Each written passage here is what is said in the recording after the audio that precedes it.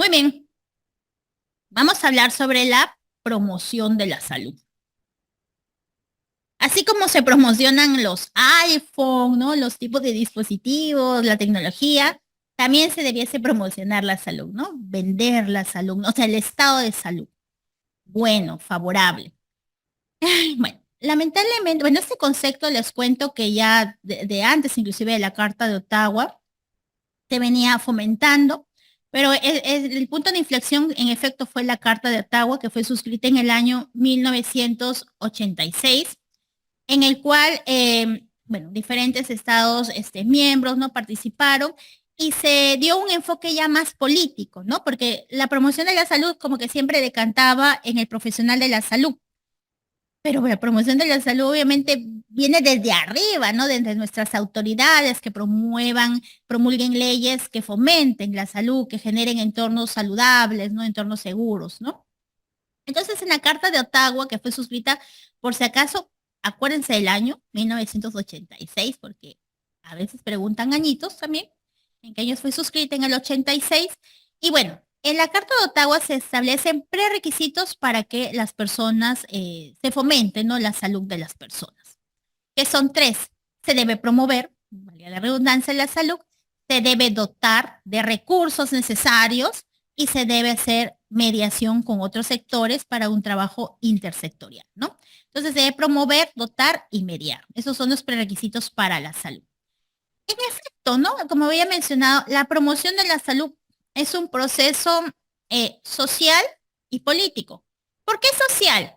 Porque se deben generar entornos saludables. Por ejemplo, ¿no? Digo, chicos, tienen que tener una vida saludable, sin comer comida chatarra, en lo posible tienen que hacer ejercicios, qué sé yo. Y ustedes ya van al hospital y están esas maquinitas dispensadoras que hay en el... No me voy a odiar, hermano. ¿Qué hay estas maquinitas dispensadoras? Coca-Cola, chocolatitos, ¿no?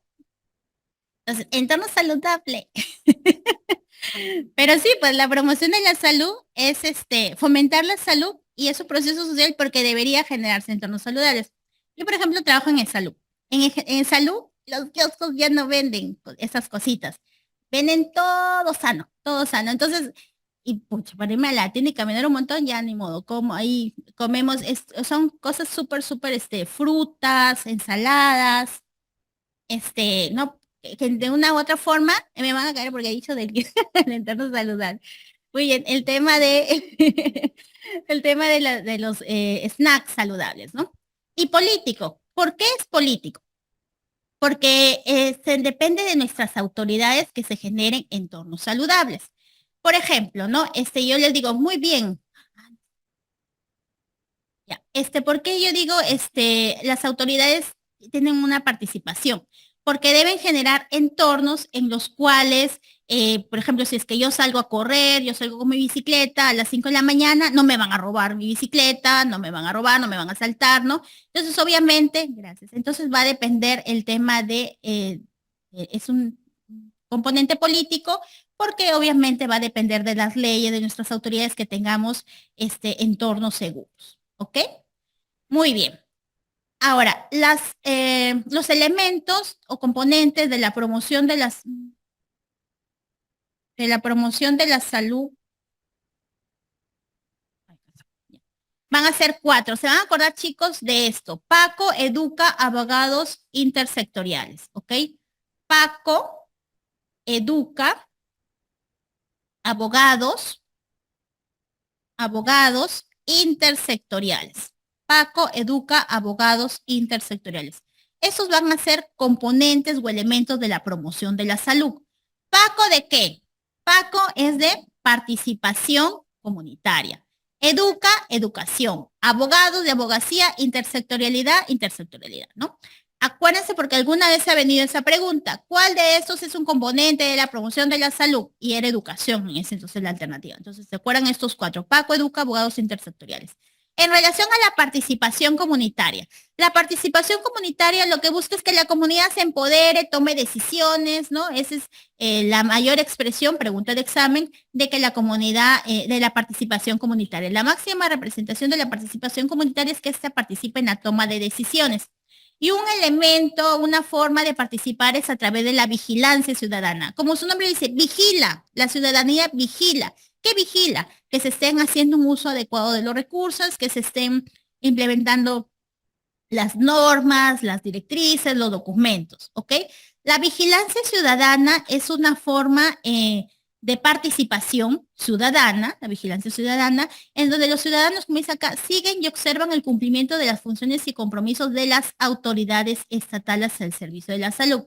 He hecho bastante, desagregado este tema de vigilancia porque he visto que está viniendo, sobre todo los chicos de ENAM, pero como sabemos, preguntas de ENAM vienen a veces para recientado. Entonces, por eso es que he desarrollado un poco más este tema de vigilancia ciudadana. Entonces, son los ciudadanos, lo que dicen es vigilan, ¿no? Vigilan que las autoridades estén al servicio de la población. Eso es lo que hacen. Y para eso es importante la transparencia y la rendición de las cuentas. Los lineamientos de política van a ser estos 5. Es el tema de que se tiene que institucionalizar a la sociedad, ¿no? A través de diferentes comunidades, organizaciones. Debe haber transparencia de la información. La información y la comunicación debe gestionarse de forma correcta. Debe haber una mejora continua y debe ser este proceso sostenible, ¿no? Esto es en relación a la vigilancia ciudadana, ¿no? La ciudadanía tiene que estar constituida de forma adecuada, se le debe brindar información de forma transparente, se deben tener para eso la información adecuada a través de páginas web, qué sé yo, ¿no? Redes sociales, la mejora continua y la sostenibilidad. Una expresión en el primer nivel de atención de la vigilancia ciudadana son los comités.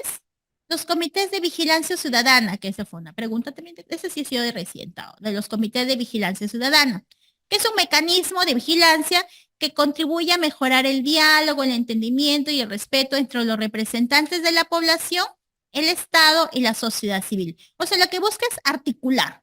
Los comités de vigilancia ciudadana básicamente lo que hacen es articular el trabajo de la ciudadanía y el Estado. Y es una forma de expresión de participación ciudadana. ¿Ok? Muy bien. Mucho se está ahorita empoderando, ¿no? A la comunidad. ¿Ok? Muy bien, el segundo componente es el componente de educación. Vamos a ver que van a haber 3 modelos de la educación sanitaria.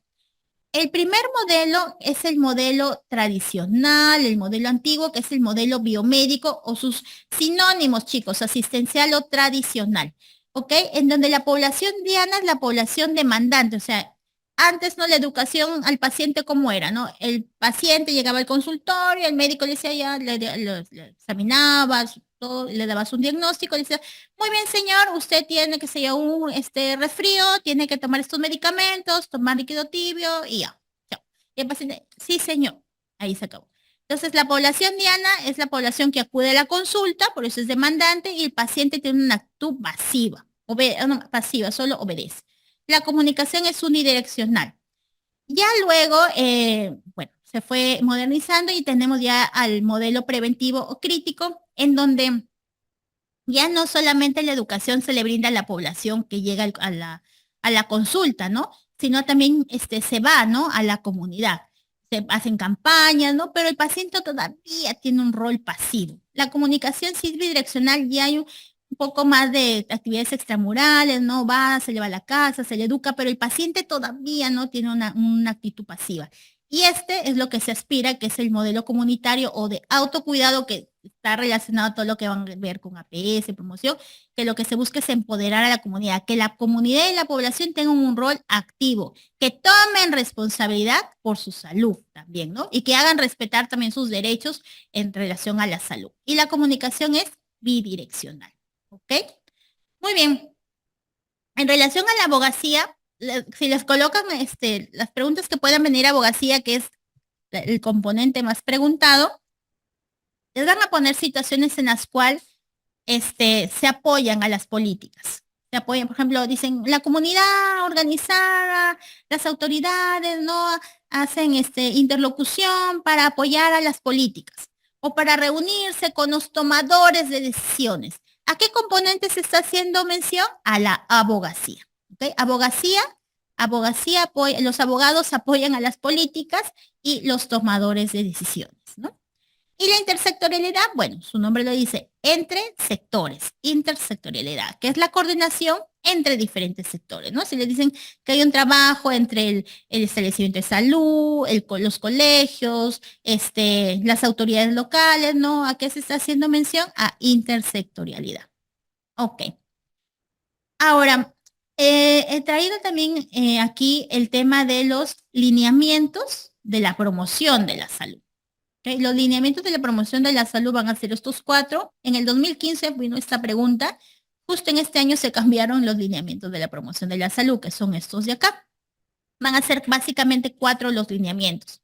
Primero, que la salud es el eje central de todas las políticas. O sea, si el Ministerio de Trabajo, el Ministerio de Economía, el Ministerio del Ambiente me formulan una política, la salud tiene que estar ahí en el medio. Todas las políticas de una u otra forma tienen que mejorar la salud, directa o indirectamente, pero tienen que mejorar la salud. Ese es un lineamiento en la promoción de la salud. Luego en que se debe, el centro de atención son los seres humanos, las personas, las familias y las comunidades. Que la promoción se enfoca en personas, en la familia y la comunidad. Se debe hacer un abordaje de los determinantes sociales, ¿no? De esas circunstancias en las cuales nacemos, crecemos y estudiamos y que no necesariamente son los mismos para todos, ¿no? En Tumbes, en Arequipa, en Lima no es igual, ¿no? En Perú, en Inglaterra no es igual. Entonces, la promoción de la salud busca abordar estos determinantes sociales y empoderar, ¿no? Siempre en todo lugar aparece porque lo que se busca es eso, empoderar a la comunidad. ¿Ok? Muy bien. ¿En qué año fue suscrita la Carta de Ottawa, chicos?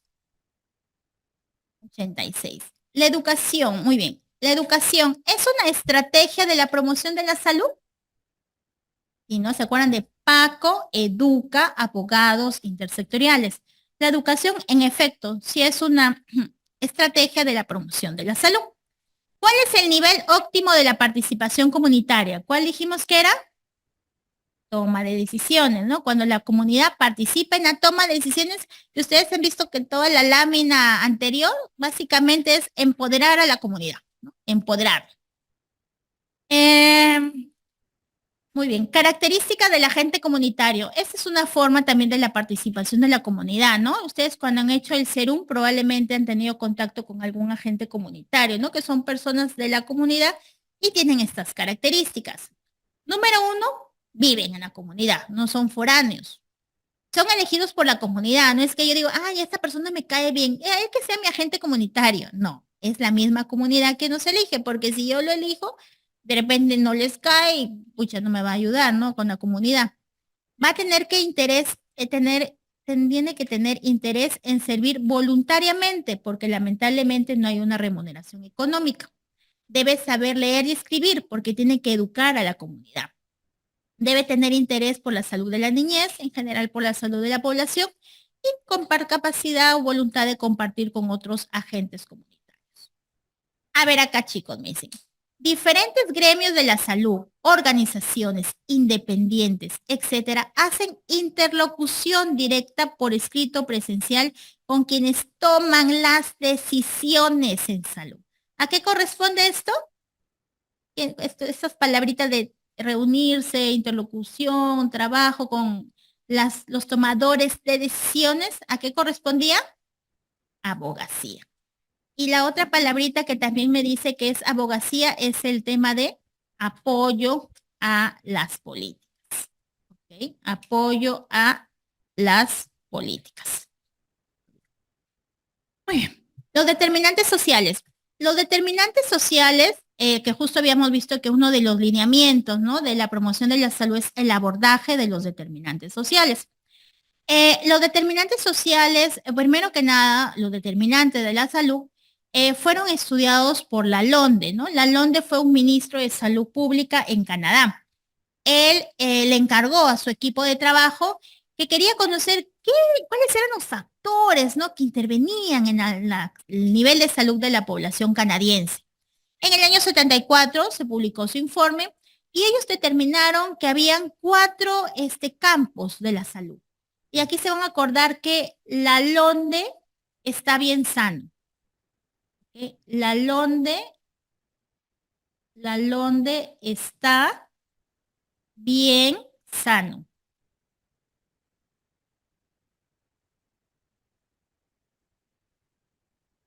Que para que se acuerden que determinantes sociales fue propuesto, ¿no? Los determinantes de la salud por la LONDE, y bueno, que estos son unos 4 campos de la salud.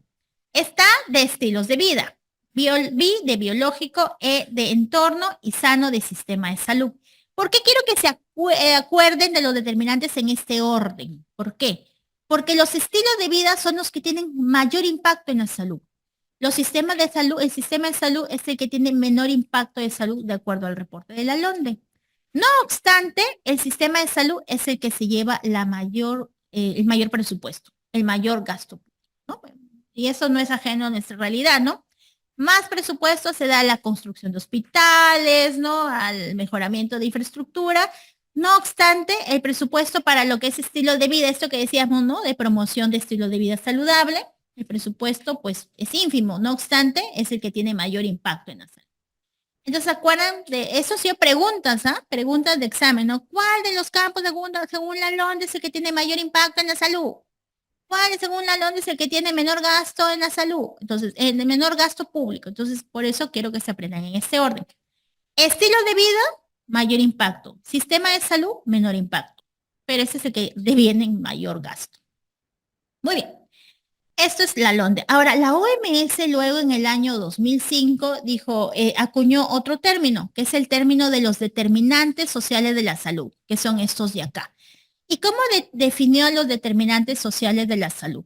Como aquellas características, circunstancias, circunstancias en las que nosotros nacemos, crecemos, estudiamos, trabajamos, y que obviamente y lamentablemente no son iguales, como les decía, en Lima, en Tumbes, en Trujillo, en Arequipa, en Loreto, en Perú, en Ecuador, en Inglaterra, ¿no? Son diferentes, ¿no? Entonces, obviamente, estos determinantes, característica principal de los determinantes es que generan inequidad, ¿no? Porque lamentablemente al ser diferentes las características, no es el mismo, se genera mucha inequidad en el acceso a la salud, ¿no? Por ejemplo, no sé, bueno, yo por ejemplo no soy de Lima, yo soy de Piura y, pucha, o sea, lamentablemente los hospitales todavía no son tan complejos, no ofrecen la capacidad resolutiva que ofrece la Almenara, que ofrece el Rebagliati, el 2 de Mayo, Loaiza, ¿no? Obviamente son menos las oportunidades, pueden tener la misma patología una persona en Piura y una persona en Lima, pero por la oferta, el de Lima probablemente vive y el de Piura de repente no. Esas diferencias injustas y evitables que afectan la vida y los riesgos de enfermar y morir, a eso se les conoce como determinantes sociales de la salud. ¿Okay? Y la OMS dijo, bueno, hay 3 tipos de determinantes sociales de la salud. Determinantes de contexto, determinantes estructurales y determinantes intermediarios. ¿Ok? Los determinantes del contexto. Aquí vamos a tener todo lo que son leyes, normas, marco normativo, ¿no? Normas políticas, gobernanza, las leyes, ¿no? Que son las que van a hacer, que van a promulgar o regular la salud, ¿no? Entonces aquí tenemos al contexto. Luego tenemos estos de acá van a influir en las determinantes estructurales. Las leyes de trabajo, por ejemplo, van a influir en cuánto va a ser el ingreso mínimo vital, ¿no? La remuneración mínimo vital. Por eso, estos quiénes nos dan nuestras autoridades, ¿no? Nuestro Congreso, ¿no? En caso de los decretos legislativos del Poder Ejecutivo, en casos excepcionales. Por eso es importante la elección de nuestras autoridades. ¿Por qué? Porque ellos van a promulgar estas leyes que van a influir en esto, en la posición social, en la ocupación, los ingresos, el género, raza y educación. Chicos, las preguntas que han venido básicamente son, ¿cuál de estos son determinantes estructurales? ¿Cuál de estos son determinantes intermediarios? Estructurales, Poigre. ¿Se acuerdan de Poigre?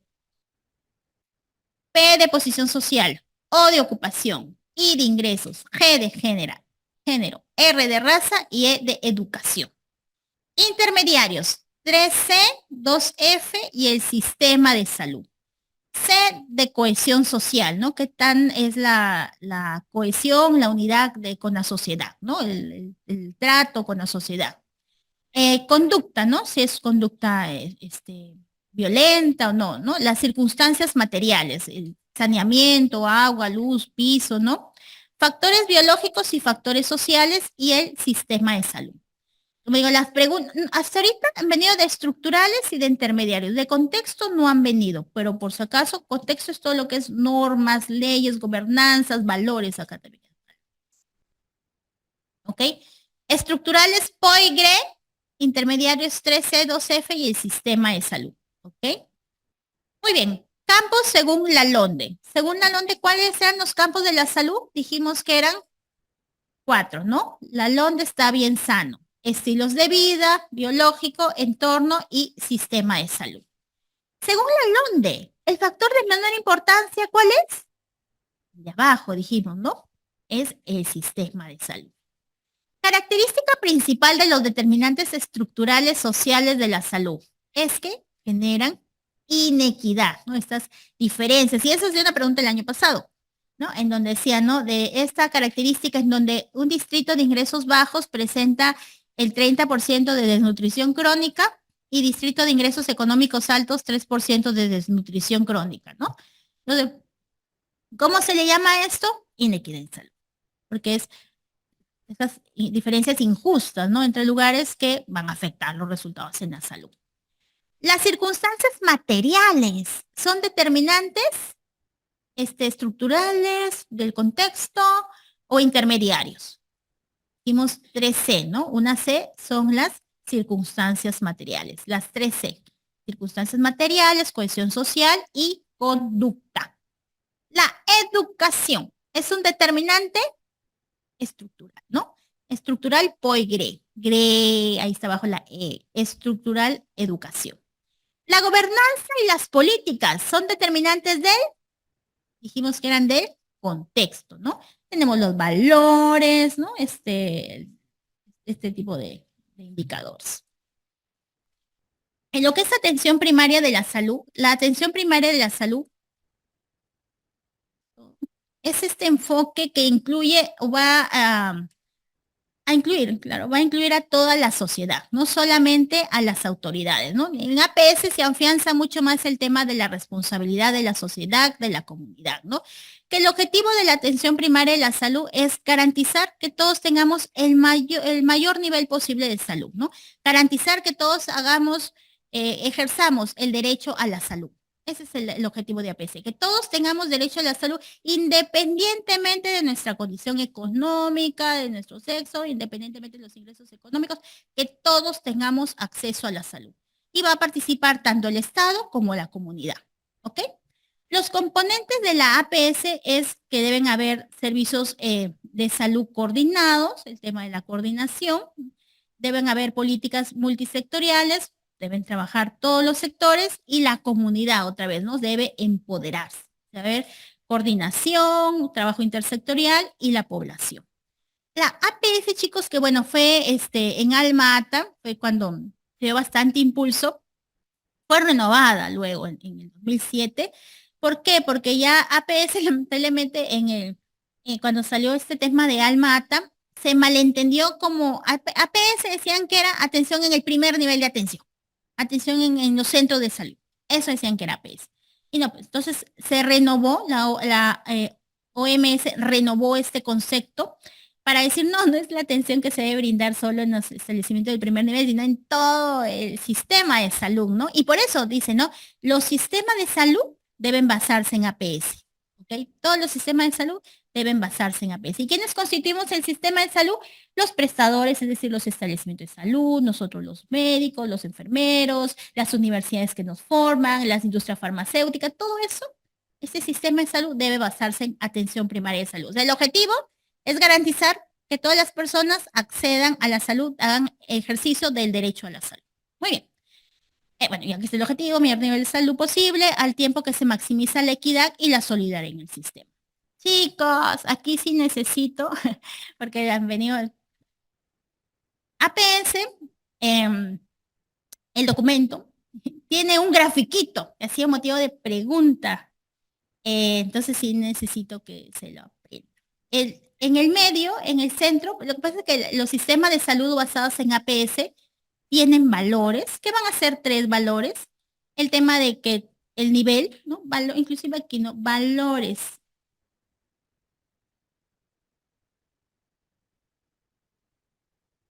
Muy bien. El primero, que es valor, tiene que ver con el nivel de atención.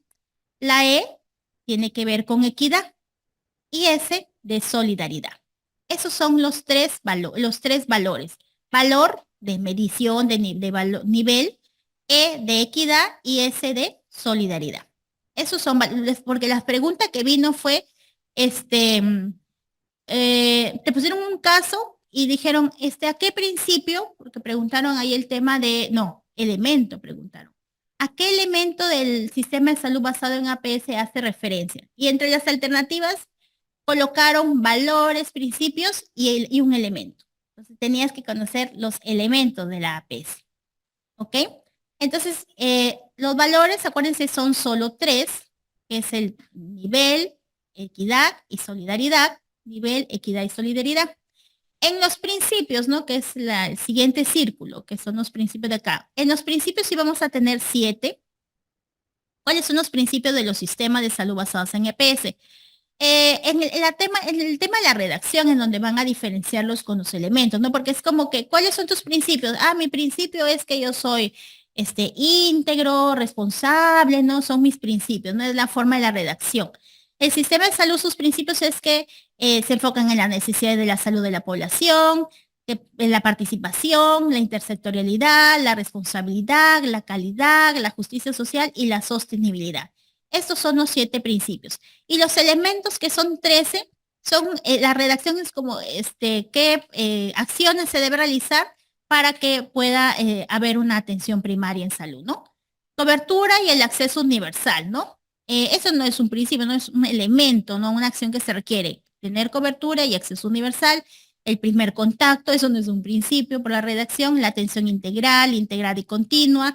Orientación familiar y comunitaria, que se enfatiza en la promoción y en la prevención, que hay cuidados apropiados, mecanismo de participación activa, marco político, políticas y programas por equidad, organización y gestión óptimas, recursos humanos adecuados, que esa fue la alternativa que vino, recursos adecuados y sostenibles y acciones intersectoriales. Entonces sí vamos a necesitar que puedan revisarlos, aprenderlos, memorizarlos, porque necesitamos, así como en los determinantes sociales, donde dicen cuál de estos son determinantes estructurales, o intermediarios, de igual manera, cuál de estos es un principio, cuál de estos son elementos. ¿Ok? Son 3 valores, 3 principios y 13 elementos de la atención primaria de la salud. En relación a la implementación, la APS, en el marco de la APS renovada fue que se implementaron las redes integradas de servicios de salud. Pregunta de examen también. Dijeron, ¿en el marco de qué se implementaron las redes integradas de servicios de salud? En el marco de la APS. ¿Qué es las redes integradas de servicios de salud? Como su nombre dice, REC. Es el conjunto de establecimientos que van a brindar atención a una población definida y se hacen responsables por la salud de esa población. Esa es una red. ¿Ok? En términos sencillos. Es un conjunto de establecimientos que trabajan de forma articulada, se hacen responsables de una población, rinde cuentas por la salud de esa población, ¿no? Es una red de organizaciones, tienen una población definida y rinden cuentas. Son sus 3 características. Esa fue una pregunta de examen, ¿no? Todo esto, y te dicen, ¿a qué corresponde? A una red integrada de servicios de salud. Red de organizaciones que tienen una población definida y se hacen responsables de rendir cuentas por su salud. Los atributos de las redes integradas van a ser 4. Van a prestar atenciones, van a tener liderazgo, gobernanza, van a organizarse y van a tener presupuesto. Y son 6 sus lineamientos de las redes, ¿no? Que van a tener una población responsable, un territorio. Su oferta de las redes deben ser en función a las necesidades de la población, ¿no? Debo conocer yo mi población. Por ejemplo, la red integrada de servicios de salud en Lima Norte, ¿no? Debe conocer las necesidades de la población de Lima Norte, debe haber una continuidad en atención. Es decir, si yo atiendo, lo refiero al paciente y lo contrarrefiero, tiene que haber una continuidad. No es que ya yo me desligo, me olvido del paciente. Debo hacer un uso adecuado de los recursos humanos, debo hacer uso de la tecnología de la información y debo tener la logística, la infraestructura, los recursos necesarios. Y bueno, vamos a iniciar ya con la sesión. en relación al tema más preguntado, ¿no? Que es el de historia natural de la enfermedad y prevención. Bueno, sabemos que Leavel y Clark aproximadamente, bueno, en el año de 1965, eh, postularon, ¿no? Este modelo de la historia natural de la enfermedad. Pero, ¿qué es la historia natural de la enfermedad? La historia natural de la enfermedad es esa evolución, ¿no? Que tiene una enfermedad sin que exista la mano del médico, la mano de un personal de salud. Es decir, se le deja a su libre de curso, a su libre albedrío, ¿no? Por decirlo de alguna manera, a la enfermedad. Entonces, se han reconocido básicamente tres periodos: el periodo prepatogénico, el periodo patogénico y el periodo postpatogénico. También se le llama de resultado o de resolución. Entonces, en relación al primer periodo, que es el periodo prepatogénico, es aquel periodo en el cual la triada epidemiológica se encuentra en equilibrio. Es decir, esta triada constituida tanto por el agente, el huésped y el ambiente se encuentran, ¿no? En paz, en armonía, por decirlo de alguna manera. El agente entiéndase como aquel ser vivo o no vivo que genera el daño, ¿no? Que puede ser un agente biológico. Tenemos acá, por ejemplo, las bacterias, a los parásitos, ¿no? También a los virus, tenemos también agentes físicos, ¿no? Muchas veces hemos visto, por ejemplo, en la parte ocupacional, ¿no? Algunos trabajadores que tienen ya una hipoacusia, luego incluso pueden llegar a la sordera, ¿no? Por el tema del ruido, ¿no? Tenemos también agentes químicos, ¿no? Muchas veces vemos quemaduras, ¿no? Que al final se puede desencadenar hasta en la muerte incluso, ¿no? Entonces vemos que hay una serie de agentes. Si bien este modelo fue concebido desde el tema netamente biológico, se puede obviamente adaptar también a las enfermedades no transmisibles, ¿no? Entonces vemos que, por ejemplo, la noxa puede ser biológica, física o química. Luego tenemos el huésped, que es finalmente la persona, ¿no? Que se va a enfermar. Y el ambiente. Y entiendes el ambiente no solamente como el agua, el aire, ¿no? Sino también estamos hablando acá del entorno, por ejemplo, económico, el entorno social, el entorno cultural, ¿no? Muchas enfermedades, y ya vamos a ver luego que existe el enfoque de los determinantes sociales de la salud, ¿no? Que la enfermedad no ocurre solamente porque me enfermé de alguna enfermedad infecciosa, ¿no? Sino que hay muchas cosas atrás, ¿no? Por ejemplo, de repente vivo en un lugar donde hay bastante hacinamiento, donde no hay agua, donde no hay luz. Todo eso obviamente contribuye, ¿no? Con la enfermedad. Entonces, esta triada, cuando está en armonía, en paz, por decirlo de alguna manera, vemos que la persona está sana, ¿no? En este periodo no tiene esa enfermedad, no tiene esa patología, ¿ok? ¿Y para qué me sirve, doctora, yo saber que existen estos diferentes periodos, prepatogénico, patogénico? ¿Y para qué? ¿Por qué? Porque puedo yo abordar desde la etapa en que se encuentra la enfermedad a través de una serie de estrategias para evitar de repente que el paciente se enferme, o si el paciente se enferma, para evitar que este se complique. ¿Ok? Por ejemplo, tenemos que en el periodo prepatogénico aplicamos el nivel de prevención primaria. ¿Y cuál es el objetivo de la prevención primaria? Y miren ustedes aquí, por ejemplo, en el periodo prepatogénico, ¿qué es lo que pasa? Todavía hay armonía, hay paz. Entonces yo quiero que esa armonía persista, que la persona siga siendo sana, que la persona no quiera una enfermedad, ¿ok? El objetivo por eso de la prevención primaria es disminuir la incidencia. Ustedes ya saben, si es que han llevado la clase con el doctor Vladimir, qué es la incidencia, ¿no? Son los casos nuevos. Entonces, lo que yo quiero es que no hayan casos nuevos. Por eso es que dicen que yo lo que busco es disminuir la incidencia. Yo no quiero que haya más casos nuevos de esta enfermedad. ¿Y qué es lo que hago? Pues yo trato de controlar los diferentes factores y es importante por eso que conozcan esta triada, ¿no? ¿Qué factores biológicos hay detrás? ¿Qué factores ambientales hay detrás? ¿Qué factores del huésped? La edad, la genética, ¿no? ¿Qué puedo hacer yo para poder de repente abordar, ¿no? De repente la nutrición del paciente, ¿no? El huésped también tiene una serie de factores. Entonces, yo a través del abordaje de los diferentes factores puedo evitar que las personas se enfermen. Para eso hay una serie de estrategias. Las preguntas básicamente han venido en relación a esto, ¿no? ¿Cuál de esta estrategia, a qué nivel de prevención corresponde? Entonces, tienen que ponerse a ver cuál es el objetivo de esta estrategia. Por ejemplo, en prevención primaria, la señalización de zonas de riesgo.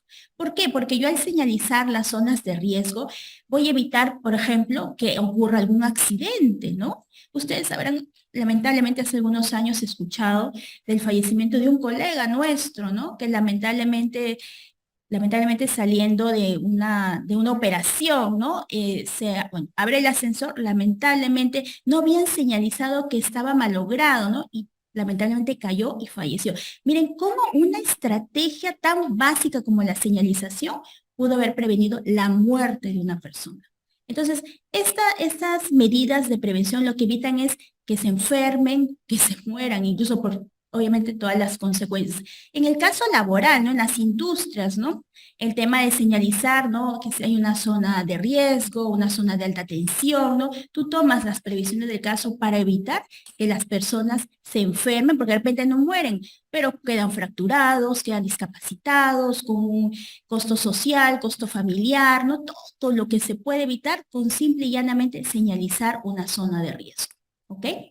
La otra es la vacunación, ¿no? Obviamente para evitar enfermedades o que éstas en todo caso desarrollen cuadros muy severos, ¿no? Que el paciente pueda morir o quedar discapacitado. El control de riesgos ambientales, ¿no? El tema ahorita de los metales, por ejemplo, a través de la minería, el controlar para evitar, ¿no? Que nuestra población se enferme, ¿no? Por estos agentes.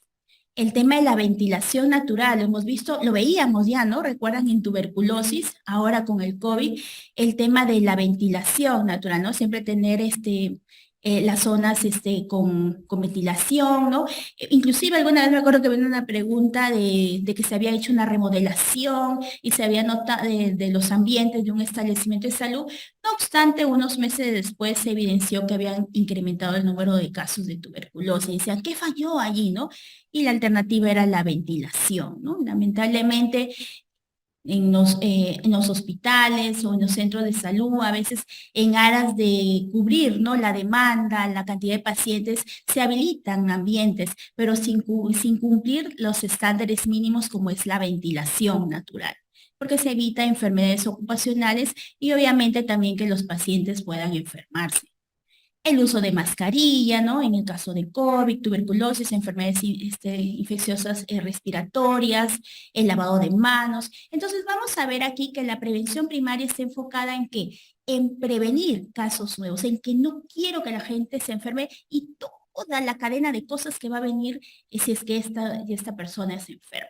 Vamos a ver un poquito más adelante, vamos a hablar un poquito más porque la prevención primaria tiene ahí sus cositas, sus recutecos que vamos a ver en una diapositiva posterior. Ok, en la prevención secundaria, bueno, vamos a tener que hablar primero del periodo patogénico. Habíamos dicho que en el periodo prepatogénico todo estaba con amor, felicidad, alegría, paz, en esta triada epidemiológica.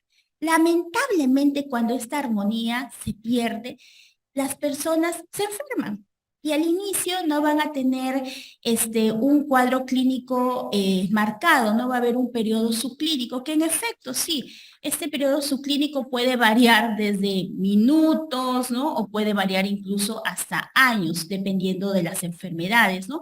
Aquí tenemos, por ejemplo, el periodo de incubación en el caso de las enfermedades transmisibles y en el caso de las enfermedades no transmisibles, el periodo de latencia, ¿no? Aquí en esta etapa, ¿qué es lo que pasa? La persona no tiene síntomas, no tiene signos específicos, pero ya hay cambios histológicos en nuestro organismo que no son evidentes, ¿ok?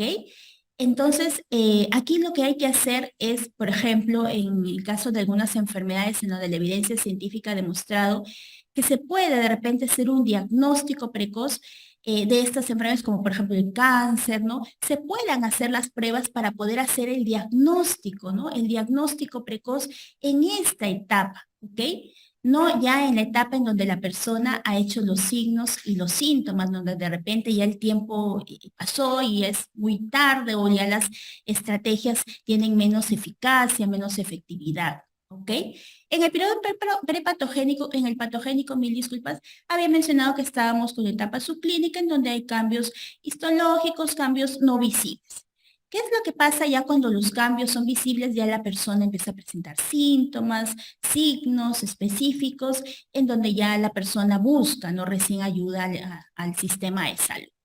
Esta línea imaginaria entre el subclínico y el clínico se le llama horizonte clínico. Tienen que tener en conocimiento porque alguna vez han preguntado de acuerdo a Label y Clark, ¿cuál de estos no es parte de la historia natural de la enfermedad? Y te colocaban una serie de alternativas, pero te colocaban, por ejemplo, el tema de la triada, te colocaban horizonte, te colocaban subclínico. Entonces, tenías que saber que el horizonte clínico es parte del periodo patogénico, que es una línea, como digo, imaginaria, teórica, entre el periodo subclínico y el periodo clínico. Como había mencionado, bueno, es importante identificar este periodo para poder nosotros plantear estrategias de prevención secundaria. Es decir, no porque la persona ya se enfermó, porque ya se alteró este equilibrio, yo, bueno, ya, pues, ¿qué se va a hacer? No me cruzo de brazos. No, hay que buscar estrategias para poder abordar la enfermedad y evitar que la persona se complique más o se muera, ¿no? Entonces aquí, por ejemplo, el objetivo principal de este nivel de prevención es disminuir la prevalencia a través del diagnóstico y tratamiento precoz de la patología. Aquí, como sabemos, bueno, ustedes ya saben también que la prevalencia es la suma de qué, chicos? Los casos nuevos más los casos antiguos, ¿no? De los casos existentes en ese momento. Entonces, yo obviamente lo que quiero es que estos casos que ya existen se curen. Entonces, yo quiero que este numerador, que son los casos nuevos y antiguos, se curen, es decir, que nuevamente vuelvan, para la física acá, que vuelvan a este grupo de acá. Por eso es que dicen que el objetivo es disminuir la prevalencia. Esto obviamente es en las enfermedades que tienen cura, ¿no? Por ejemplo, en el caso ya de diabetes, hipertensión, ya, bueno, el paciente por más tratamiento que le dé, él ya no se va a curar, ya no va, la cura, la diabetes no tiene cura, ¿no? La hipertensión tampoco. No obstante, yo sí voy a tratar de evitar que el paciente se complique, ¿no?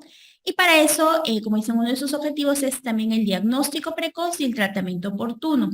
Ya, gracias a Dios, la tecnología, ¿no? Ha permitido que se puedan detectar de forma oportuna varias enfermedades. Tenemos de repente familiares ya que a través de un chequeo que se han hecho, han podido detectarse de forma oportuna un cáncer, ¿no? Alguna enfermedad, inclusive diabetes, artrosis, qué sé yo, y ya la persona ha podido recibir su tratamiento y su sobrevida obviamente se incrementó abismalmente a que si hubiésemos esperado a que la persona hubiese empezado a sentir los síntomas y los signos y recién hubiese buscado ayuda al sistema de salud.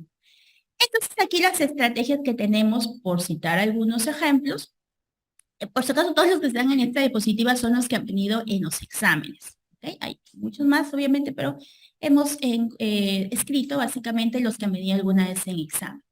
Por ejemplo, tenemos el Papa Nicolau, ¿no? En donde de forma oportuna, ¿no? Podemos hacer el diagnóstico precoz de cáncer de cuello uterino y, bueno, que definitivamente incrementar, ¿no? La sobrevida de nuestros pacientes. Los exámenes médicos ocupacionales, ¿no? Esos exámenes, de repente ustedes han trabajado quizás en esa área de salud ocupacional, en el cual de forma anual, ¿no? Se hace a los trabajadores su examen médico, ¿no? Donde les toman su bioquímica, su radiología, su audiometría, ¿no? Para poder detectar de forma oportuna algunas patologías, ya, ¿no? Que de repente el trabajador ni las percibe. Pero yo al hacerle este examen, y ese es el objetivo, se supone, de estos exámenes, es que yo pueda detectar de forma oportuna alguna patología y pueda pueda realizar intervenciones. Por ejemplo, si la persona, yo ya encuentro un grado de hipoacusia y trabaja como operario, bueno, retirarlo de repente, bueno, verificar primero que nada si usaba los protectores auriculares, el tema de educación, y si yo veo que se han cumplido con todas esas estrategias, esas normas, obviamente de repente colocarlo en otro lugar en donde ya no esté expuesto a este agente físico, ¿no? Que en este caso es el ruido, ¿ok? Muy bien, el estudio de contactos, ¿no? En el caso de tuberculosis, infecciones respiratorias, la búsqueda del sintomático respiratorio, que es bastante preguntado, la terapia preventiva con isoniazida en el caso de tuberculosis, ¿no? Todas estas estrategias lo que buscan es, bueno, la persona pues ya lamentablemente ya se infectó, ya tiene la enfermedad. No obstante, yo busco o realizo esas estrategias para que la persona, bueno, la detecto pronto y la persona tenga más chance a curarse o en el caso de las enfermedades crónicas a controlarse y evitar que pase al otro, a una complicación mucho mayor. ¿Ok? Luego tenemos el tercer periodo, que es el periodo postpatogénico o de resolución o de resultado. ¿Qué es lo que pasa? Bueno, la persona pues ya se enfermó y recuerden que esto es la historia natural de la enfermedad, es decir, se le deja a su libre albedrío a la enfermedad. Nosotros no intervenimos, ¿no? Entonces, ¿qué es lo que pasa? Las enfermedades luego de pasar por estos periodos puede que tengan diferentes resultados. Uno es que el paciente de repente se cure. La otra es que, bueno, no hay cura, pero queda mejorado, ¿no? De repente un paciente con diabetes le detectan y, bueno, hace alguna complicación y se mejora, ¿no? Pero obviamente no se cura. Que quede de repente con algún grado de discapacidad, de repente tuvo un DCB, queda como alguna discapacidad o puede que lamentablemente el paciente fallezca, ¿ok? De igual manera, no porque ya ocurrió un daño muy severo como un DCB, o de repente, por ejemplo, en el caso de COVID, ¿no? Vimos bastantes pacientes, colegas nuestros, incluso, ¿no? Que estuvieron con ventilación y todo, estuvieron mal, o de repente alguien que queda ciego, ¿no? No por eso ya es un ser desechable, ¿no? Obviamente es un ser humano y necesita, obviamente, tener calidad de vida, necesita reinsertarse incluso, ¿por qué no? Si es factible al campo laboral, ¿no? Por eso de repente habrán visto algunas instituciones que contratan, ¿no? A personas con algún grado de discapacidad en los ascensores, ¿no? Por ejemplo, porque es parte de la reinserción laboral de esta población.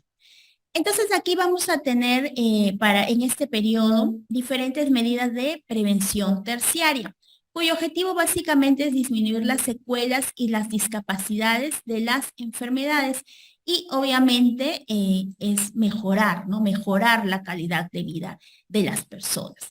Y aquí tenemos básicamente todo lo que es rehabilitación, lo que es terapia, ¿no? Tenemos la terapia física, en el caso de COVID, por ejemplo, la terapia respiratoria, en el caso de tuberculosis, también la terapia respiratoria, el programa de pie diabético, en el caso de pacientes diabéticos, ¿no? La rehabilitación posinfarto o el uso de beta bloqueadores tras un infarto, ¿no? Tras una anoxia tan severa como un infarto, estas medidas van a mejorar o van a disminuir las secuelas y las discapacidades, ¿ok? Entonces, recuerden que de acuerdo a Label y Clark, la historia natural de la enfermedad, tres periodos, pre, pato y postpatogénico, ¿ok?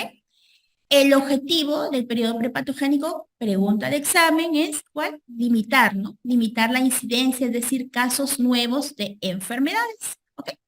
Postpatogénico, la enfermedad existe, pero yo hago básicamente diagnóstico precoz, tratamiento oportuno. En el postpatogénico o de resolución o de resultado, lo que yo busco es disminuir sus secuelas y discapacidades, mejorar la calidad de vida de las personas. ¿Ok? Ahora, había mencionado en relación a la prevención primaria que ahí tenía sus características especiales, ¿no? Este tipo de prevención. La prevención primaria, ¿cuál era el objetivo? Dijimos, evitar casos nuevos, ¿no? Entonces hay una serie de estrategias para yo evitar casos nuevos. Yo no quiero casos nuevos. Entonces, para eso hay una serie de estrategias. Se pueden dividir básicamente en dos grandes estrategias o grupos de estrategias. Una de ellas es la prevención universal y la otra es la prevención selectiva. La prevención universal se le conoce también como fomento de la salud o promoción de la salud, ¿ok? Cuyo enfoque es que lo que busca es, como su nombre dice, promover, ¿no? Promover la salud, promover estilos de vida saludables, ¿ok? Yo no me enfoco en una enfermedad específica o en un grupo poblacional específico. El ámbito de aplicación es la población en general, se enfoca, ¿no? En todo lo que es salud pública, en todo lo que es salud colectiva, ¿no? Y se basa en lo que es estilos de vida, en todo lo que es, por ejemplo, en estilo de vida, el tema de la alimentación saludable. Que yo no me enfoco en la enfermedad, yo me enfoco en la salud, ¿no? Aquí quiero decir que yo me enfoco en la salud. A diferencia de la prevención selectiva, en donde yo ya, o que también se le conoce como protección específica. Yo ya me enfoco aquí en la prevención de una enfermedad específica, ¿no? Por ejemplo, y en grupos específicos de la población. En el caso, por ejemplo, de los conductores, ¿no? Esos temas de educación vial en el cual yo le digo, bueno, tienen que usar su cinturón de seguridad, en el caso de los obreros tienen que usar su casco, ¿no? Esas medidas específicas en donde yo me trabajo en forma circunscrita a una población específica, se le llama protección específica, valga la redundancia, ¿no? También tenemos algunas estrategias como, por ejemplo, la entrega de preservativos, ¿no? Para evitar enfermedad de transmisión sexual, para evitar VIH, o tema de repente alguna vacunación, ¿no? Una vacuna contra el COVID, por ejemplo, la del COVID no me sirve para todas las enfermedades, ¿no? Específicamente para COVID, ¿no? Entonces, a esto se le llama prevención selectiva o protección específica. Aquí, a diferencia de la prevención universal que se enfocaba en la salud, o sea, no, en general, ¿no? Para que la población esté sana, siga estando sana y para eso adopte estilos de vida saludables, hablamos de prevención universal. Aquí en la prevención selectiva yo sí me enfoco, por decirlo de alguna manera, en la enfermedad, en prevenir una enfermedad en específico. Y para eso me enfoco en un grupo específico, en una enfermedad específica. ¿Ok? Ahora, además, para variar, en lo que es prevención primaria, y ahí sí están los diferentes, ¿no? Enfoques, ustedes ya habrán escuchado y creo que alguna vez vino ya en un examen, no creo, estoy segura, vino ya en un examen en relación a la prevención primordial, ¿no? En donde hay, les comento, dos enfoques. Hay unos enfoques en donde dicen que la prevención primordial es diferente a la prevención primaria, como que es una prevención más macro, más general, pero finalmente el objetivo de la prevención primordial también es mantener a mi población sana a través del establecimiento de normas, de leyes, ¿no? Para que puedan ellos evitar, ¿no? Adoptar estilos de vida no saludables. Y hay otro enfoque en donde dicen que la prevención primordial, ¿no? Es parte de la prevención primaria. La prevención primordial, les comento, nace básicamente para prevenir, evitar las enfermedades no transmisibles, específicamente las enfermedades cardiovasculares. A través, bueno, ustedes ya, bueno, ya su formación incluso mismo los están formando más en el tema de investigación, ¿cierto? Bastante en la toma de decisiones basadas en evidencia, ¿no? Entonces, la investigación científica ha demostrado, y bueno, ahora es más accesible aún, que por ejemplo, algunas enfermedades tienen factores de riesgo que son evitables, ¿no? Por ejemplo, en el tema de las enfermedades cardiovasculares, la alimentación, ¿no? La alimentación no saludable, obviamente, al ser controlada, va a evitar, ¿no? Que estas enfermedades cardiovasculares aparezcan, ¿no? Entonces, nace básicamente la prevención primordial a través del abordaje de estos factores, por ejemplo, la alimentación rica en grasas saturadas, se prohibió, ¿no? En algunos países toda vez que se demostró que aumentaba el riesgo de infartos, el riesgo de DCBs, entonces se evitó, ¿no? Y a esto se le llamó la prevención primordial, ¿no? Con esos establecimiento de condiciones a través de leyes, de normas, de cumplimiento obligatorio para evitar que las personas realicen una conducta indebida, una conducta insana, ¿ok? Y básicamente, ¿cuál es el objetivo de estas leyes, de estas normas? Es evitar, ¿no? Obviamente, si yo, por ejemplo, sanciono o controlo la ingesta de grasas saturadas, o controlo el consumo del tabaco, o controlo el consumo del alcohol, ¿no? Obviamente lo que yo estoy haciendo es evitando que mi población adquiera enfermedades no transmisibles como diabetes, como hipertensión, ¿no? Y por eso es que algunos lo consideran que es parte de la prevención primaria, porque finalmente su objetivo de la prevención primordial es eso, evitar que las personas se enfermen de enfermedades, valga la redundancia, prevenibles, ¿no? Entonces, por eso es que existe ese enfoque, que la verdad yo lo apoyo, que es en el sentido de que la prevención primordial es parte, es una forma en todo caso de la prevención primaria. Menos mal en los exámenes nunca han filosofado en ese sentido. Básicamente la pregunta fue, y en la alternativa no estaba primaria, solo estaba primordial. Decía, ¿no? El enfoque, ¿qué nivel de prevención? Y está así copy-paste, es la encargada de mantener condiciones que minimicen los riesgos para la salud, ¿no? Esta palabrita, condiciones, ¿no? Aquí estamos hablando de la prevención primordial porque la prevención primordial lo que busca es establecer, ¿no? Condiciones a través, como le digo, de leyes, a través de normas, para que las personas no adquieran patrones de conducta no saludables, ¿no? Pues buscan modificar los patrones de vida, ¿no? Eliminar estos patrones de vida, incluso que se ha demostrado científicamente que elevan el riesgo de morir.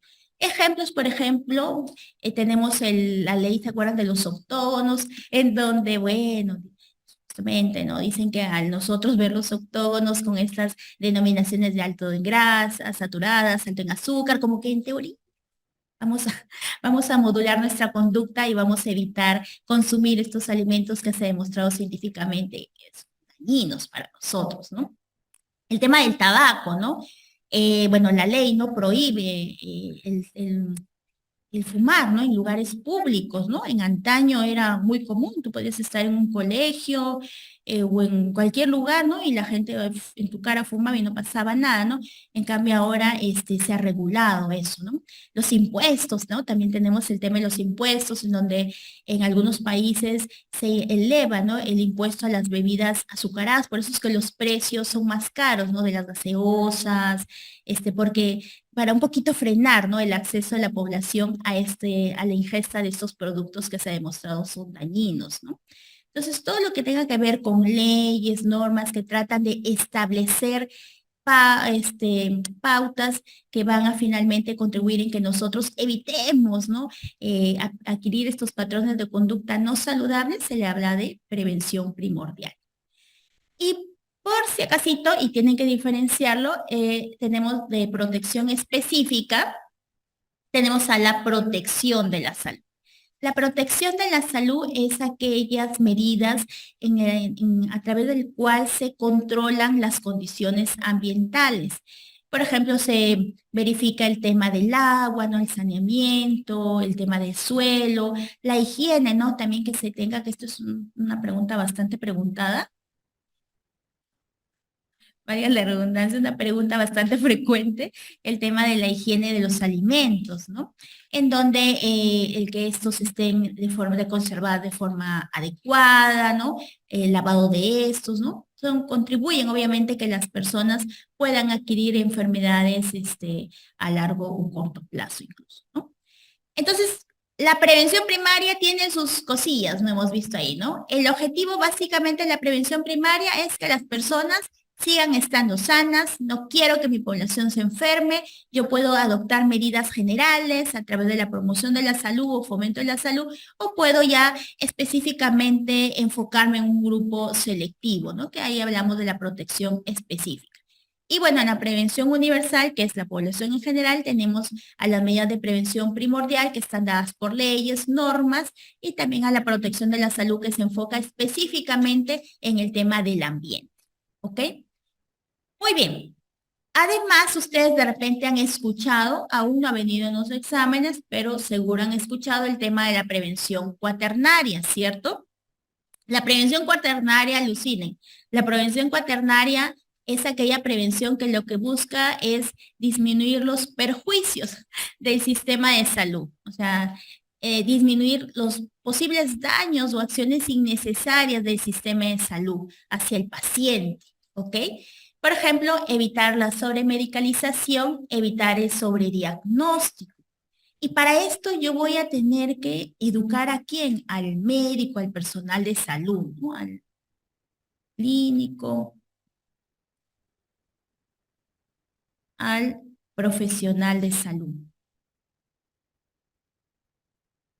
Por ejemplo, ¿no? Para evitar qué? Que le indiquen que para evitar el uso excesivo de antibióticos, ¿no? Repente, patologías que tienen o son netamente virales, no obstante, los clínicos usan de forma indiscriminada, ¿no? El uso de antibióticos, ¿no?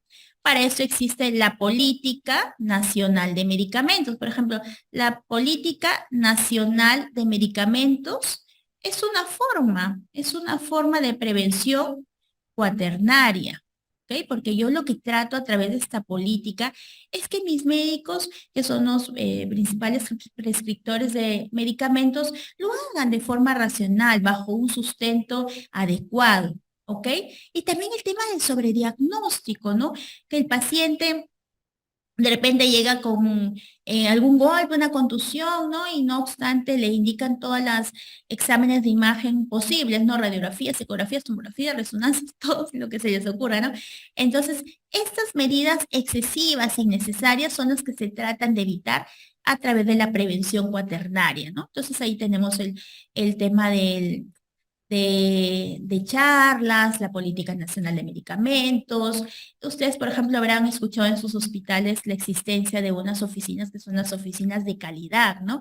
En donde ellos tratan de salvaguardar estas conductas, ¿no? A través de diferentes estrategias, ¿no? Entonces, es importante que conozcan entonces estos 4 niveles de prevención.